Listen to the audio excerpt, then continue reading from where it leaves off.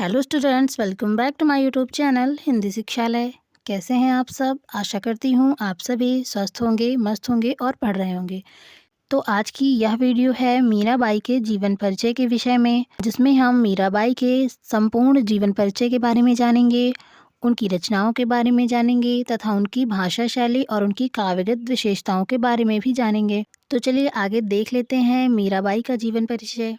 सबसे पहले हम इनका संक्षिप्त जीवन परिचय देखेंगे, उसके बाद वृहद। तो चलिए स्टार्ट करते हैं वीडियो। मीराबाई का पूरा नाम मीराबाई था। अन्य नाम इनका मीरा तथा मीराबाई के नाम से जानी जाती थी। इनका जन्म 1498 ईस्वी में हुआ। इनका जन्मस्थान है कुड़की ग्राम, मेड़ता, राजस्थान। इनकी मृत्यु 1546 ईस्वी में हुई और इनकी मृत्यु रणछोड़ मंदिर, द्वारिका, गुजरात में हुई।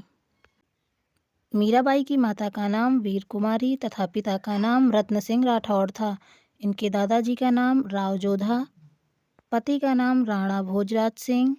इनकी रचनाएं हैं नरसिंह जी का मायरा, राग गोविंद, राग सूरत के पद, गीत गोविंद की टीका, मीराबाई की मल्हार, राग विहाग एवं फुटकर पद तथा गरबा गीत। मीराबाई की भाषा है ब्रजभाषा, राजस्थानी, गुजराती, पश्चिमी हिंदी और पंजाबी का प्रभाव। इनकी शैली है पद शैली। मीराबाई पद शैली में रचनाएं करती थी। इनका काल है भक्तिकाल, यानी मीराबाई भक्तिकाल की एक प्रमुख कवित्री थी। अब हम आगे मीराबाई के वृहद जीवन परिचय को देख लेंगे। मीराबाई का जन्म सन 1498 ईस्वी के लगभग राजस्थान के मेड़ता के पास चौकड़ी ग्राम में हुआ था। उनके पिता का नाम रत्न सिंह था तथा वे जोधपुर के संस्थापक राव जोधा की प्रपौत्री थी। बचपन में ही उनकी माता का निधन हो गया था, अतः वे अपने पितामह राव जोधा जी के पास रहती थीं। उनकी प्रारंभिक शिक्षा भी उन्होंने अपने दादाजी के पास रहकर ही प्राप्त की।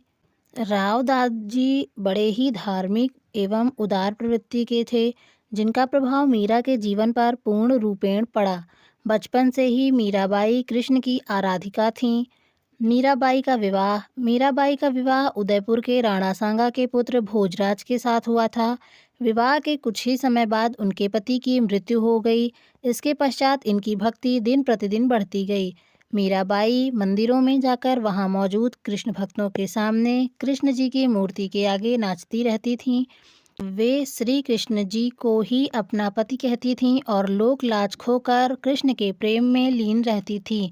मीराबाई का नाचना और गाना राज परिवार को अच्छा नहीं लगा। राज परिवार ने कई बार मीराबाई को विष देकर मारने की कोशिश की। अंततः परेशान होकर मीराबाई पहले वृंदावन और फिर द्वारिका की ओर चली गईं।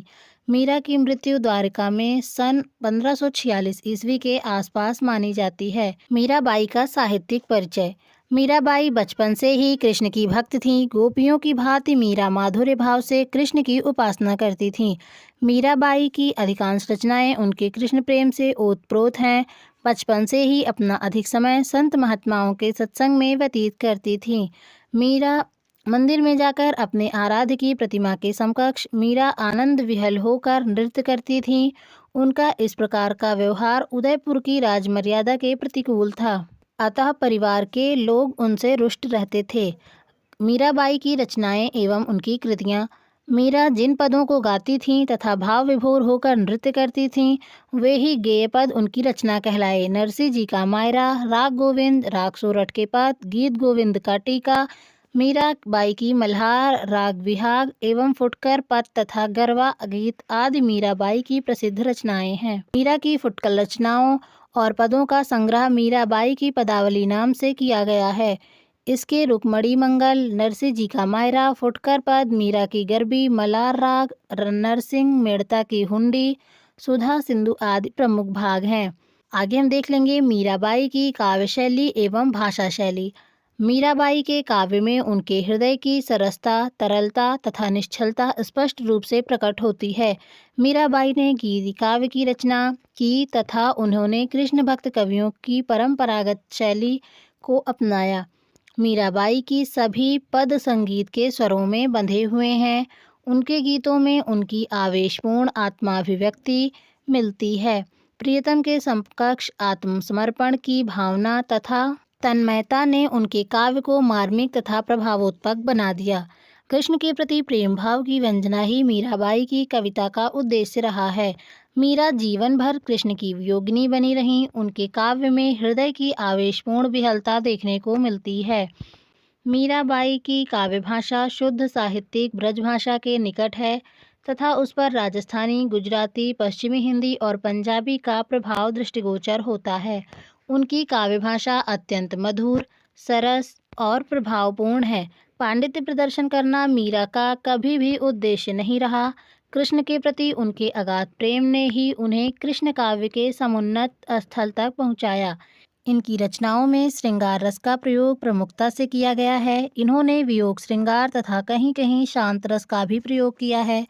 इनके गेय पदों में कई रागों एवं छंदों का प्रयोग किया गया है। आगे हम देखेंगे भाव पक्ष और कला पक्ष। मीराबाई के काव्य के भाव पक्ष एवं कला पक्ष। पांडित्य प्रदर्शन करना मीराबाई का कभी भी उद्देश्य नहीं रहा।